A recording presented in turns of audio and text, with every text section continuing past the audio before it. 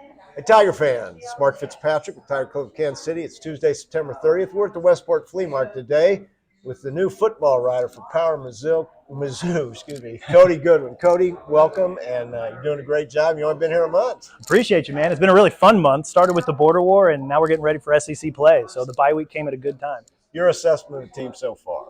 Good team, man. I don't know if we know if they're really good yet, but we can definitively say that they're not bad. And given all of the chaos through the first month of college football, being 5-0 and being not bad, it's a pretty good place to be for Mizzou.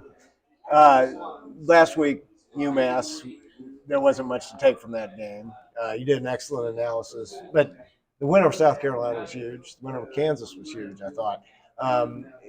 Now we're going into Alabama, a team that you know pretty well, having covered them before coming back to Columbia. Tell us, what do you think of this week? I'm excited for it because, obviously I know Alabama pretty well. I covered Alabama for 2 years at 24/7 before I joined Gabe at PowerMizzou's. So it's going to be really interesting matchup-wise, because when Mizzou's on offense, they obviously want to run the ball. Bo's really good when Mizzou is able to establish the run. They're kind of able to open up the rest of the playbook for him in that way. And Alabama's run defense is a little susceptible, right? They gave up almost 230 rushing yards against Georgia, even though they were able to get that win. So if you're Mizzou, you see that stat, licking your chops a little bit. On the other side of the ball, Alabama's bringing in a really good quarterback in Ty Simpson. I thought he looked really, really good in that game against Georgia, making plays both with his arm and his feet.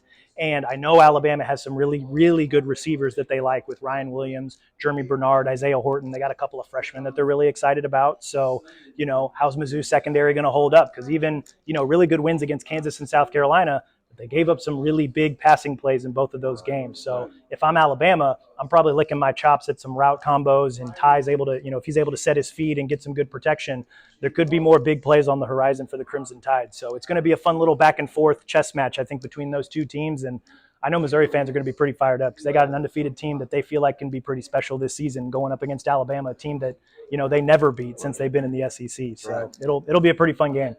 Ahmad Hardy, I want to ask you about what a revelation he has been this season. We knew he was going to be a starting running back going into the season, but he's being talked about for the Heisman now. Which is crazy, right? Because we're only a month into the season, right? And even Eli Drinkwitz has been like, let's slow our roll on maybe some of the Heisman talk or even some of any of the award talk, right? Because there's so much ball left to be played, right? Mizzou's got 7 games. All of them are SEC games. All of them are winnable, but all of them are losable too, right? And so I know that they're going to ride Ahmad Hardy pretty hard over these next 7 games. He's been impressive, man. He's been really impressive. And I think that the biggest performance to me, it was not the 250 yards against Louisiana. It was, I thought, the 138 yards against South Carolina, because South Carolina's defense, I know they probably didn't look it, but I think part of the reason they didn't look super salty or super nasty was because Ahmad Hardy was just beating them up and running through and breaking tackles. And South Carolina's got a lot of dudes on that defense, especially in the defensive front. They have some really good edge rushers. I know we talked a lot about Dylan Stewart and Brian Thomas Jr. Ahmad Hardy's still able to run for 138 yards, a couple scores. He looked really good in that game. And I know there's going to be tougher tests coming up, but I think that game in particular showed me that Ahmad Hardy's for real, and Mizzou's going to ride him as far as they can go. And so I know they want to run the ball first to open up the rest of the offense, and they've got a great trigger man to do that with Ahmad Hardy. Bo Beulah steps in, another transfer this year, has done an excellent job so far. The schedule's going to get a little bit tougher. I think he's still growing in the position, though, don't you? I think a lot of people forget that he's only started 5 college football games in his career, and if those have been the last 5 that he's played, right? And so he's looked really good, I think, through those 5 games. A couple of small mistakes here and there, maybe a couple errant passes, some mistakes when it comes to pocket awareness, but that stuff gets, ironed out with more reps and more time on task. And, I think the bye week came at a really good spot for him because he didn't necessarily play his best couple of games against South Carolina and Massachusetts. So, okay, let's dig into the film. Let's take some time off. Let's work on some stuff. Let's work on some footwork stuff. Let's work on some pocket awareness stuff. And I think he'll have taken some steps forward when Alabama comes to town in 2 weeks. So he's been really good so far. I think it's just subtle adjustments that are going to take him from good to great, and then you hope as a Tiger fan, great to elite. Okay, and let's talk about the defense briefly. The front 7 has been outstanding. Secondary had some issues, but overall, I think their performance is pretty good. They're among the nation's leaders in total defense. Yeah, they brick wall against the run. I don't know that anybody's been able to run the ball against Mizzou this season, which is, you ask Eli Drinkwitz, what does he want his teams to do? He wants to run the ball, stop the run, and cover kicks. Well, they've done all 3 fairly well in this 5-0 start. So the defensive front's really good. I think they've actually been really good at getting after opposing quarterbacks. Damon Wilson, Zion Young, two guys that they got through the transfer portal, have been very, very good pressuring the quarterback. They've also got Darius Smith. They've also got big Chris McClellan. They've got Josiah Trotter, who can blitz. They've got Khalil Jacobs, a second-year transfer, a guy who can blitz.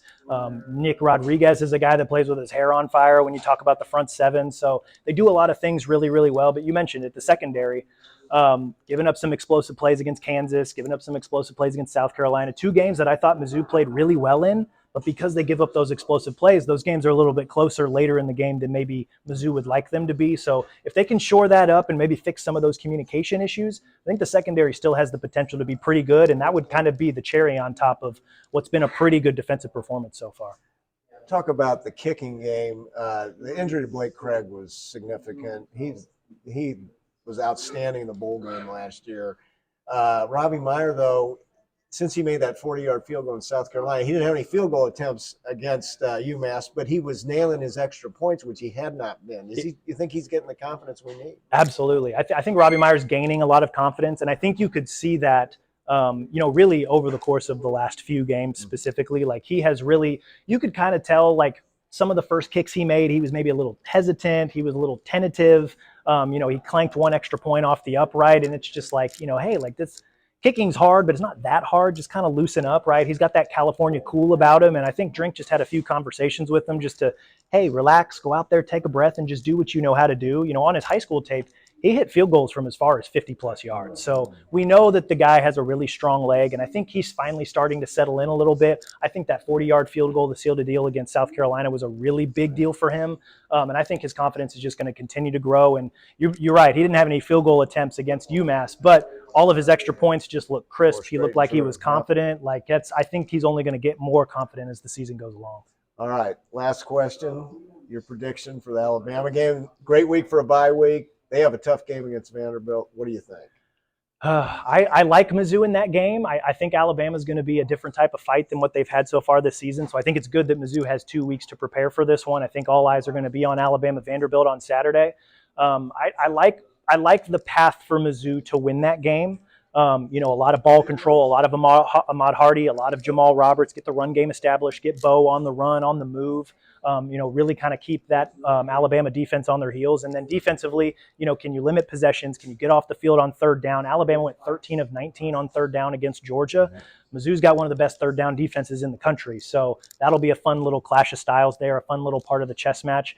I don't know if I can give you a score immediately right now, but I like. Put you on the spot. No, you're good, man. I think I like where Mizzou is at going into that game. I think their confidence is high. The bye week came at a good time. And I wouldn't be surprised by either result, but if I'm a Mizzou fan, I think I feel pretty good about the Tigers in that matchup. All right, it's going to be the biggest game in Columbia in a long time. It's going to be a lot of fun. Cody, thank you. You're doing a great job. Folks, if you're not a subscriber to PowerMizzou, I heartily recommend it. Go through 24/7 Sports, and you can get on. Read Gabe DeArmond and our new writer, Cody Goodwin. Next week, our speaker here at the Flea Market will be Blair Kerkhoff, Kansas City Star, old friend of the club. Make sure you come down here and join us. For more information on events and membership, go to kctigerclub.com.